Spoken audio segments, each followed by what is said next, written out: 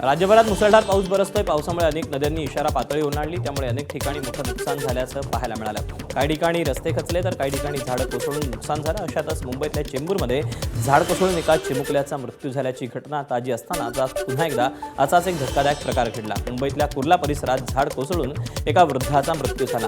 Phoenix mall समोर ही घटना घडली, तर दुसरीकडे आरे कॉलनीत चालत्या दुचाकीवर झाडाची फांदी कोसळून 18 वर्षीय तरुणाचा मृत्यू झाला। युनिट क्रमांक 13च्या रस्त्यावर ही घटना घडली।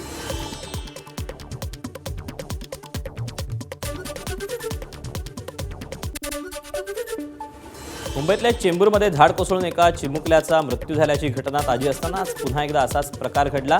कुर्ल्याच्या फिनिक्स मॉल समोर झाडाची मोठी फांदी डोक्यात पडल्यानं 63 वर्षीय युनुस कुंदावाला यांचा दुर्दैवी मृत्यू झाला। या घटनेमुळे महापालिकेच्या मान्सूनपूर्व तयारीवर पुन्हा प्रश्नचिन्ह उपस्थित झालं। या घटनेनंतर मुंबई महापालिकेनं कोसळलेलं झाड हटवलं। कुर्ल्यात ज्या ठिकाणी झाड कोसळलं त्या ठिकाणी महापालिका विरोधी पक्षनेत्या किशोरी पेडणेकर यांनी रस्त्यात बसून आंदोलन केलं। त्यावेळी त्यांनी पालिकेवर टीकेची झोड उठवली।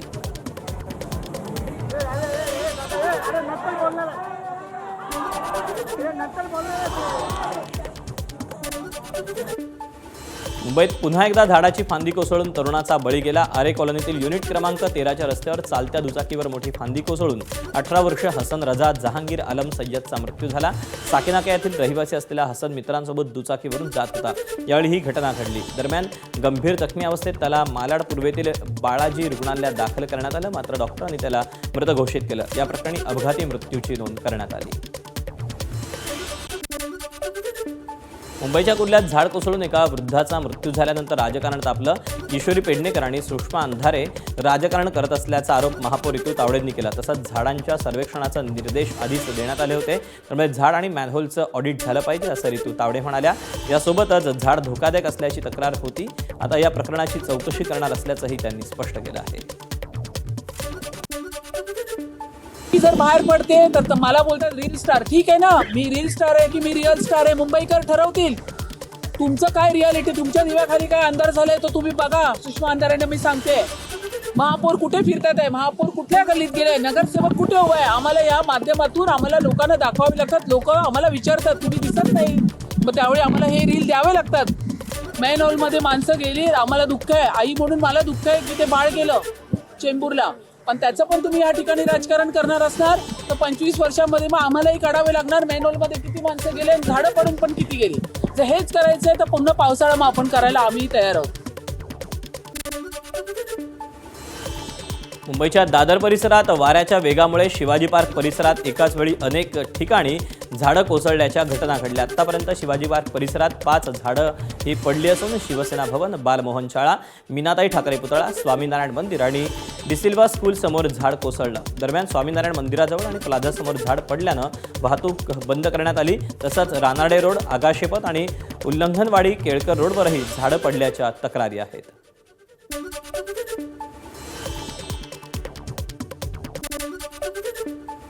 मुंबईच्या अंधेरीतील 4 बंगला मार्केटमध्ये वादळी वारा आणि पावसामुळे झाड कोसळलं। मच्छी मार्केटमध्ये विक्री करणाऱ्या महिला या दुर्घटनेत थोडक्यात बचावल्या। महाराष्ट्र नवनिर्माण सेनेच्या कार्यकर्त्यांनी त्वरित धाव घेऊन संबंधित झाड बाजूला करून रस्ता मोकळा करून दिला। मुंबईच्या अंधेरी पश्चिम येथील 4 बंगला परिसरात रस्त्यालगतचं मोठं झाड थेट ऑटो रिक्षावर कोसळलं। मुसळधार पाऊस आणि जोरदार वाऱ्यामुळे हा अपघात झाला। सुदैवानं या घटनेत कोणतीही जीवितहानी किंवा दुखापत झाली नाही, मात्र ऑटो रिक्षाचं मोठं नुकसान झालं। बीएमसी कर्मचारी आणि स्थानिक नागरिकांनी तातडीनं झाड हटवलं। काही काळ वाहतूक विस्कळीत झाली होती, मात्र नंतर रस्ता वाहतुकीसाठी खुला करण्यात आला। मुंबईत झाड कोसळण्याच्या घटनांची मालिका सुरूच आहे। सायन, दादर, माहीमनंतर आता चेंबूरमधील नॅशनल सरोदया शाळेच्या बाहेर झाडांची मोठी फांदी कोसळली। सुदैवाने या घटनेत कोणालाही दुखापत झाली नाही, मात्र परिसरात भीतीचं वातावरण पाहायला मिळालं। मागच्या आठवड्यात चेंबूरमध्ये शाळेच्या बसवर झाड कोसळून एका 11 वर्षीय विद्यार्थ्याचा मृत्यू झाला होता। मुंबईच्या चेंबूरमध्ये 2 ठिकाणी झाड कोसळल्याची घटना घडली। सुभाषनगरमध्ये झाड कोसळून 2 गाड्यांचं नुकसान झालं। सुदैवानं यात कोणालाही दुखापत झाली नाही, तर दुसरी घटना चंद्रोदय सोसायटी इथं घडली। सोसायटीच्या ग्राउंड लगत असलेलं वडाचं मोठं झाड पडून एका गाडीचं मोठं नुकसान झालं। मुंबईच्या विक्रोळीमध्ये काल मुसळधार पाऊस कोसळला आणि परिसरात एक झाडही पडलं। हे झाड कोसळल्यानं 3 रिक्षांचं नुकसान झालं. नवी मुंबईत वाशी परिसरात झाड कोसळल्याची घटना घडली. रहिवासी इमारतीजवळ झाड कोसळल्यानं खाली उभ्या असलेल्या गाड्यांचं मोठं नुकसान झालं.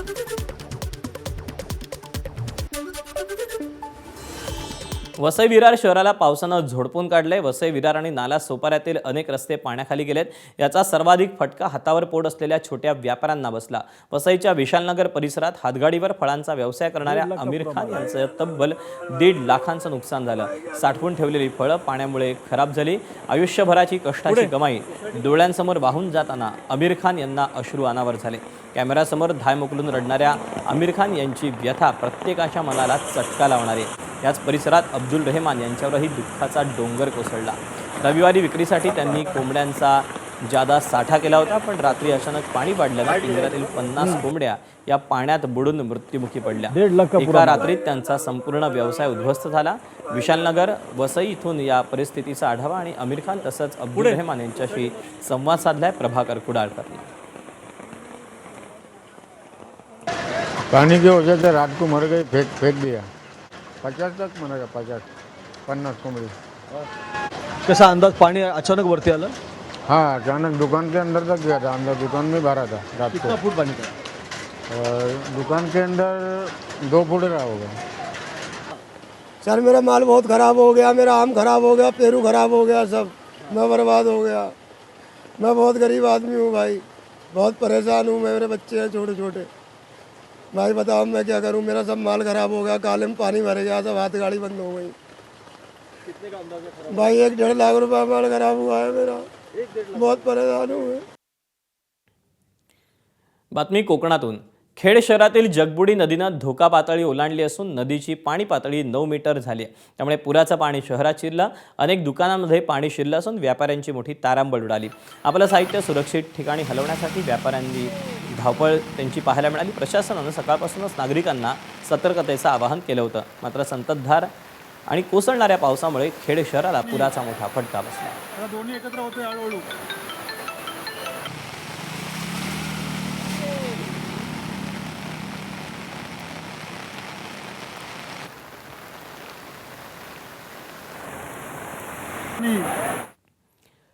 आंबेनळी घाटात दरड कोसळण्याचं सत्र सध्या सुरूच आहे. आंबेनळी घाट प्रवाशांसाठी बंद करण्यात आला आहे. आंबेनळी घाटात आत्ताच्या घडीला कोसळणाऱ्या दरडीचे हे लाईव्ह व्हिडिओ काही समोर आलेले आहेत. पूर्णपणे राडारोडा हा रस्त्यावर येतो आहे आणि अशातच कुठलाही मोठा अपघात होऊ नये याची खबरदारी घेत हा आंबेनळी घाट आता प्रवाशांसाठी बंद करण्यात आलेला आहे सुरक्षेच्या कारणास्तव. बघ आला सगळं. ये पुढे घे गाडी.